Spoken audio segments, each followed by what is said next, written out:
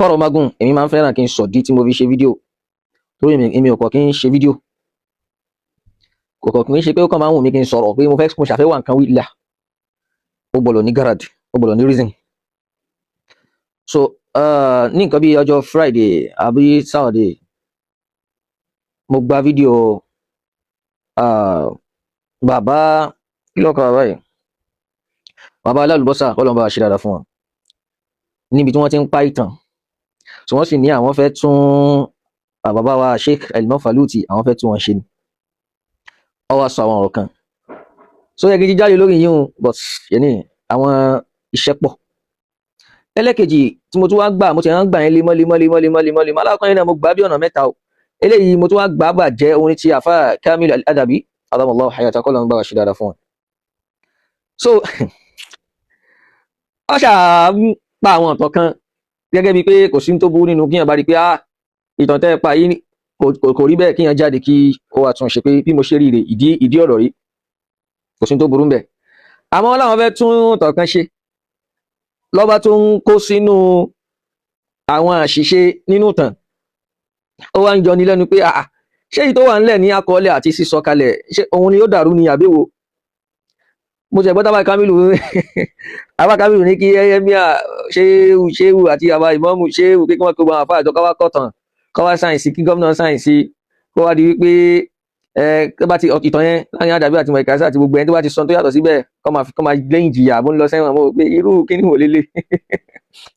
irú tìrá wò lélẹ̀. Àmọ́ ó jọ mí lójú fàfà Kamilu nítorí pé àfà Kamilu ẹ̀yin yìí náà lẹ sọ wípé lọ́jọ́ tọ́rọ̀ à ń lo tíra Sheikh Adamu ní ilé kéwà Adabi àlò tó ṣẹlẹ̀ lọ́jọ́ sí tí kan náà bàbá sọ níbi presence Sheikh Jakmal àtàyèṣe àwọn bàbá lágége original kí Ọlọ́run jẹ́ kí a rí wọn pẹ́. Ẹ̀yin lẹ jáde àfà Kamilu tí àgbàgbé náà ọ̀rọ̀ yóò má tí ní ìṣọ́gbójú tó ṣù mẹ́ta bíbò àfà Kamilu lẹ́yìn tẹ́ jáde tẹ́ sọ wípé tíra Sheikh Adamu wo la fẹ́ ká ṣé ìṣètàn la fẹ́ máa kọ́ ni ẹ̀yin lẹ wá ní kí wọ́n kọ́ bá odidi ọba Ìlọrin ṣéwù ọba ìlú wa àti ìmáàmù ṣéwù Allahu ya'simuka minan nas tí bàbá ọba Ìlọrin nìyẹn o kó méjì pọ̀ ó wá ẹ wá ń sọ wípé ká gbé wọn dìde ká wá gbé panel dìde ká wá sọ pé ìtàn Markaz Adabi ẹ̀dẹ̀ mọ́lẹ̀ báyìí ló ṣe rí ìtàn tẹ́ ní òwúlò pé Sheikh Adamu gbogbo tí ìṣètàn la fẹ́ kọ́ ni kí là ń kọ́ láìpẹ́ iná ilé ìtẹ̀tí ìtòṣù kẹ́ tó sọ ẹ láwọn àṣepọ̀ nù tíra Sheikh Adamu mo sì jáde mo ní àfà Kamilu ẹjọ́ torí Ọlọ́run mo fi yá yín bẹ̀yìn mo fi bàbá yín bẹ̀yìn mo fi Maulana Sheikh Tajul Adabi bẹ̀yìn mo fi Maulana Sheikh bàbá alájẹ àgbàjẹ fẹ́ràn gan mo fi bẹ̀yìn ẹ jáde ẹ ní àṣeyẹn rẹ o kábàáyé lọ ṣiṣẹ́ lórí rẹ̀ ẹ̀yin yìí lẹ wá ń jáde lẹ́ni sọ wípé kí wọ́n dìde kí wọ́n tún kọ ìtàn kódà kó tún fi jìyà sẹ́ni tó bá pàtó tó takò bẹ́ẹ̀ Allahu akbar eléyìí tún ga o eléyìí tún tuntun àgbákò máa dé ní ṣókí bàbá Alalubosa wọ́n ní nígbà tí Maulana Sheikh Adam Abdullahi lórí tí wọ́n fẹ́ dá Markaz kalẹ̀ káwọn àti bàbá wa ilé ìlà lọ́jọ́ dá kalẹ̀ mo tún wá gbọ́ lẹ́nu àfà Kamilu náà bẹ́ẹ̀ táwọn náà sọ pé wọ́n jọ dá kalẹ̀ ni ìtàn yìí ò rí bẹ́ẹ̀ ẹ bẹ̀rù Ọlọ́run ìtàn yìí ò rí bẹ́ẹ̀ àfà Kamilu tí mo sì gbọ́ nínú kíní yóò tí ju bí i 15 minutes lọ ó sì ń lọ mọ́ 2 hours plus tí n bá tún rí nǹkan míì tó ti já sí pé mọ̀ pé eléyìí ò rọrí àtúnjáde o àmọ́ ó ti ẹ̀ pọ̀ jù gan ṣíyàn lè gbọ́ tán báwọn ẹjọ́ ti pọ̀ jù. Ní ṣókí tíra tẹ sọ pé ní ìtẹ́fẹ́ kọ́ńbẹ̀ yẹn inú rẹ̀ ni mo ti fẹ́ kọ yín báyìí mo wá mú bàbá Alalubosa náà mu. tíra kan bẹ tí Maulana Sheikh Adamu ṣe as-sira'u bayna al-arabiyyati wal-inglisiyyati fi Nigeria. nínú tíra yìí bàbá mú ọ̀rọ̀ wá ń bẹ̀ wípé madha yaqulu an-nasu hina bada'tu hadha al-amal nígbà tí mo bẹ̀rẹ̀ iṣẹ́ Markaz yìí kí làwọn èèyàn sọ tọ́pìkì yẹn lásán ó ti finish yín kì í ṣe hina bada'na hina bada'tu ẹ̀rí báwọn singular pronoun èmi ń gbà tí mo bẹ̀rẹ̀ Markaz yìí so ẹja gbọ́n tí bàbá wí ṣe bẹ́ẹ̀ fẹ́ ká tíra Sheikh Adamu ni àwọn ọmọ inú yín àfà Kamil àtàwọn Alalubosa àwọn ọmọ inú yín yóò kà fún yín àáfi máa já yín so àwọn èèyàn àwọn ọmọ tẹ́ ń kọ́ ń kéwú àti àwọn tẹ́ ń ṣàfà fún wọn wà máa rí yín pé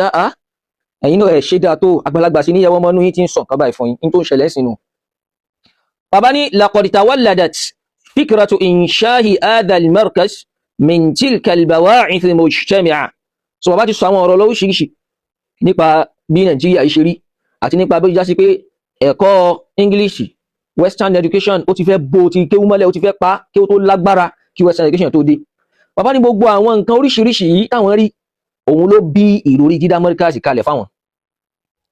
Bal munzu ruju'i min ziyarati al-Azhari am 1947. Bàbá ní kódà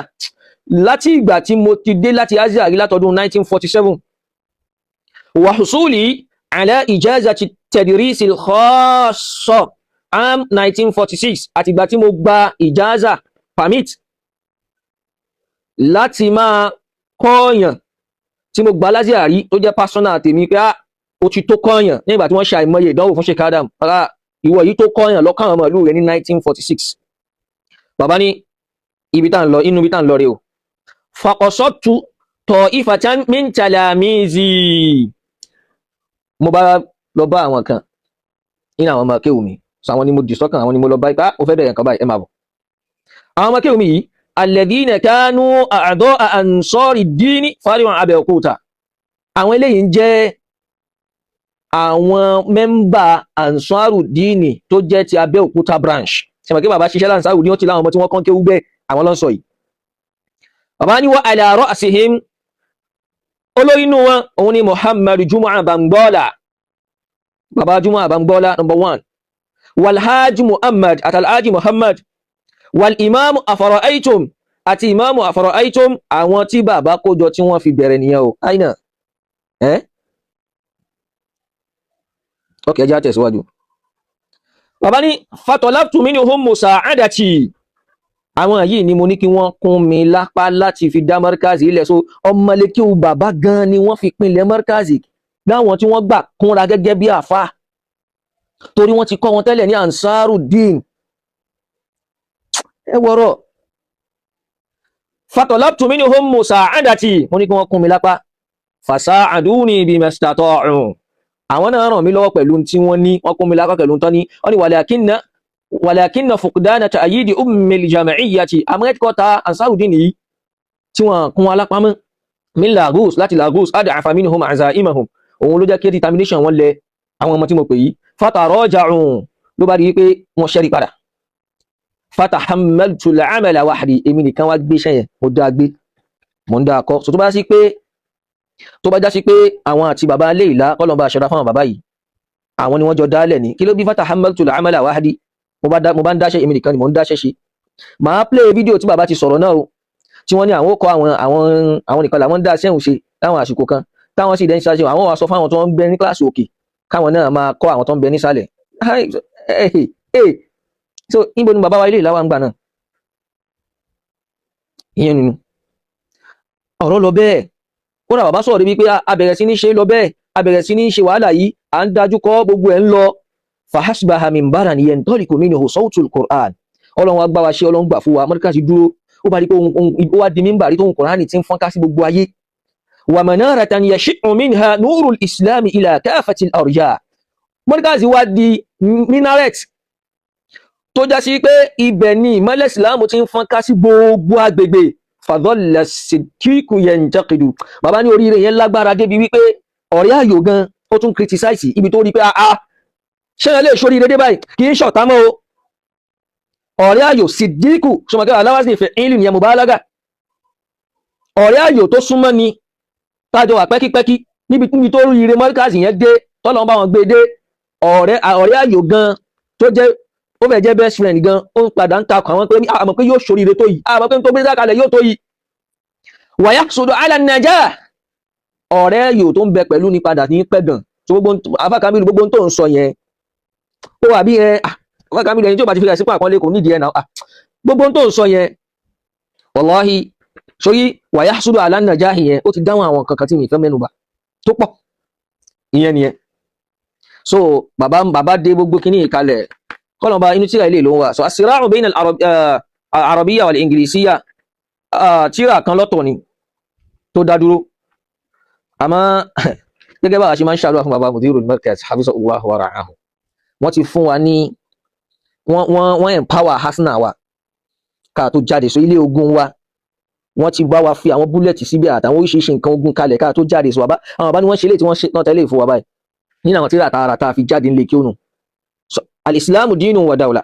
nínú ẹ̀ wá ní tíra as-sira'u bayna al-arabiyyati wal-inglisiyyati wà. Nínú ẹ̀ náà ni wọ́n tún kó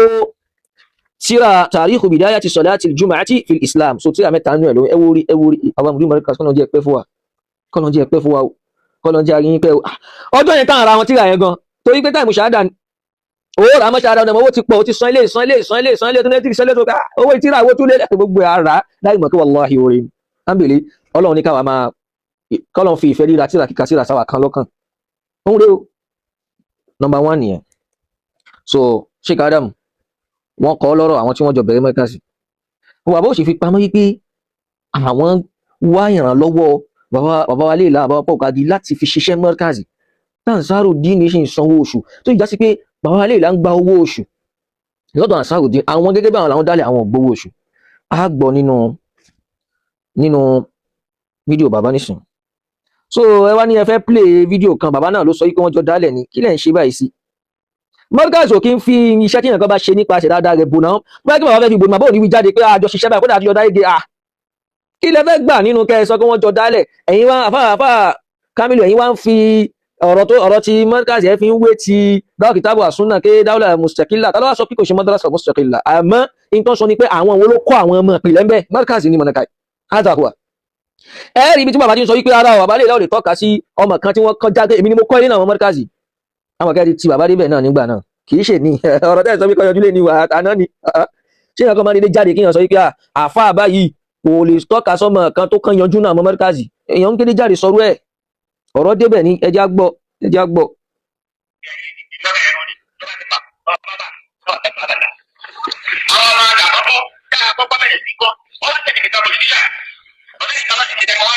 Ó wá pé èmi nìkan kò sí tíṣà kò sẹ́nìkan mọ́ èmi nìkan gẹ́gẹ́ bó ṣe ń bẹnu tíra yẹn náà ló ń bẹ nínú fídíò yìí o ẹjá tẹ̀síwájú.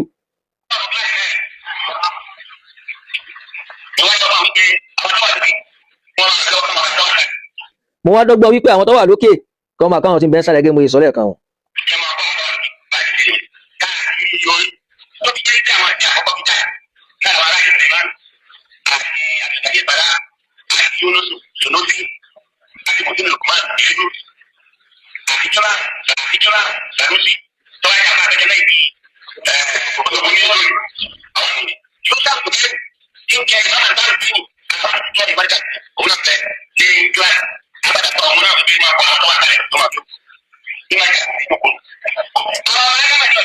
Bí Markaz ṣe jókòó nù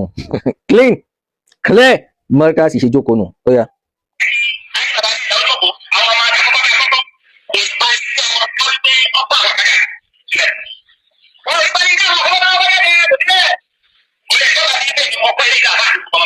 Kò lè tọ́ka sí wípé èmi ni mo kọ́ ilé ìdá àfáà náà Markaz Sheikh bàbá sì sọ jí tó fi rí bẹ́ẹ̀ níta fi máa ní ṣáàdámù ní ìsọ́fù nìyẹn ní táwọn akọ́lọ́dọ̀ wọn nìyẹn o bàbá láwọn èèyàn ló fà á ìyẹn tó mọ̀ sí káwọn èèyàn ló wà àárín wọn.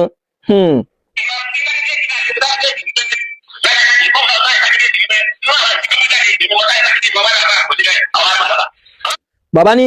nínú àwọn ọmọ tó kọ́kọ́ jáde káwá sáyìn sí sátífíkẹ́ẹ̀tì kí ṣáàdámù sáyìn kí bàbá alẹ́ ìlànà sáyìn bàbá ní kò sí ti ń jẹ́ bẹ́ẹ̀ bàbá sì sọ̀dí bàbá ní àwọn ọmọ dáadáa ló fà á àwọn ọmọ ará ayé tó tó àkàmàrà. Lẹ́yìn wá àgbà náà sísọ Markaz ní Markaz kéde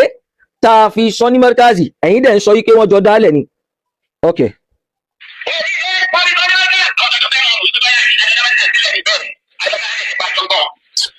Àwọn kan tó sọ wípé wọ́n máa rò wípé àjọdá Markaz sílẹ̀ bàbá ní bẹ́ẹ̀ ni ewu sharaf bàbá ní bẹ́ẹ̀ ni àjọdá sílẹ̀ tó ìpàjọ ń kọ́ wọn ẹ máa gbọ́. Àjọdálẹ̀ nípa ká ṣètò Markaz ọ̀jọ̀gbọ́n ni bàbá ń bá wífa kì í ṣe tó bá ní kíkọ́ wọn bẹ́ẹ̀ ni àjọ ń kọ́ wọn a máa jọ dálẹ̀ nípa ṣíṣètò Markaz wọn mo ti kà yí àwọn tí wọ́n jọ bẹ̀rẹ̀ ní dídálẹ̀ ìbẹ̀rẹ̀ ilé ẹwà kọ́ mọ́ àmọ́ ní kìí túmọ̀ sí pé ní pẹ̀rẹ̀ pẹ̀pẹ̀ Markaz náà àwọn náà ṣiṣẹ́ bẹ́ẹ̀ wọ́n jọ kọ́ wọn kì í ṣe wọ́n jọ dálẹ̀ ètò pé yábàá ìlàsí.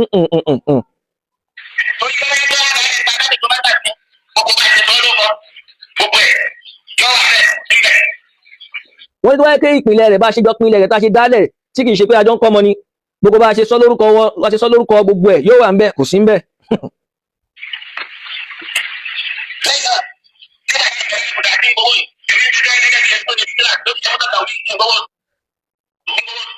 lẹ́yìn náà gbà tá a jọ ń ṣiṣẹ́ lábẹ́òkúta yìí èmi ń ṣiṣẹ́ gẹ́gẹ́ tó ní fíkra tó jẹ́ èmi ń ṣiṣẹ́ mútà tọ́wì ó ń gbowó oṣù mi ò gbowó oṣù ṣe kàdà ṣe ń gbọ́. ó ń gbowó oṣù lọ́dọ̀ àwọn ansarudin naam. ansarudin wá kọ̀wé páwọn ò lè gbé mọ́ gẹ́gẹ́ bí ọba ti sọ ìdí tí wọ́n fi lè gbé mọ́ nínú tírà tí mo kà lẹ́ẹ̀kan o wípé kí ni o àwọn ẹ̀tọ́ta lọ́hùn lẹ́kọ̀ọ́ àwọn ni wọ́n ṣe kí ni o wọ́n empower rẹ̀ mọ́.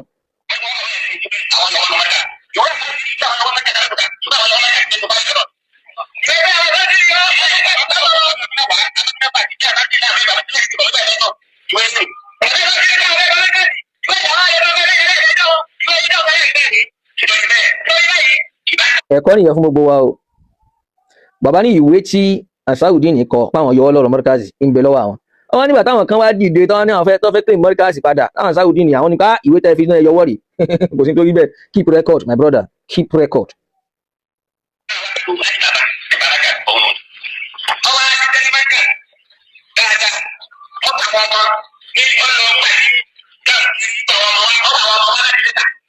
ọwọ́ ṣiṣẹ́ Markaz wọ́n gba ọmọ wa láti ilé ṣàtúwọ́ ló bẹ̀